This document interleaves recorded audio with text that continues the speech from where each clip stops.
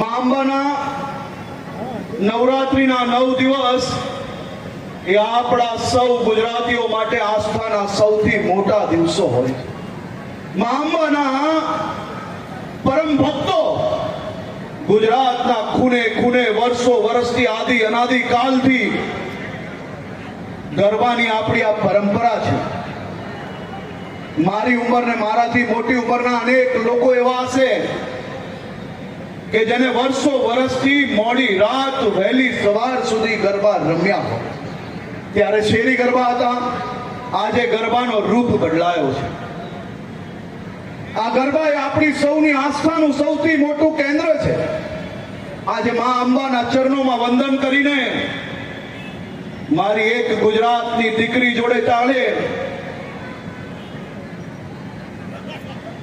જે પ્રકારની ઘટના બની છે, મા અંબાના ચરણોમાં વંદન કરીને, મા અંબાને પ્રાર્થના કરીને એક જ મનોકામના માંગી છે કે મા અંબા આ ગુજરાતના એક એક પોલીસ જવાનોનું લોહી ઉકલી ગયું છે.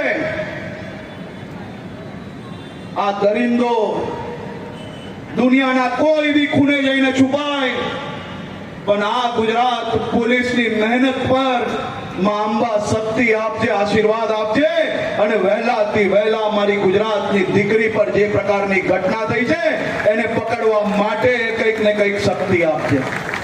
તમે કલ્પના કરો કે માત્ર આટલું કહ્યું અને અમારા સુરત શહેરના પોલીસ કમિશનર શ્રી એમ કહ્યું કે સાહેબ આપણી ગુજરાત પોલીસ રાત્રે ઊંઘશે નહીં, પરંતુ એને ગમે ત્યાંથી પકડીને લાવશે અને જીવનમાં ક્યારેય કોઈ દીકરી પર આંખ ઊંચી નહીં કરી શકે એ પ્રકારની પરિસ્થિતિ ઊભી થઈ છે.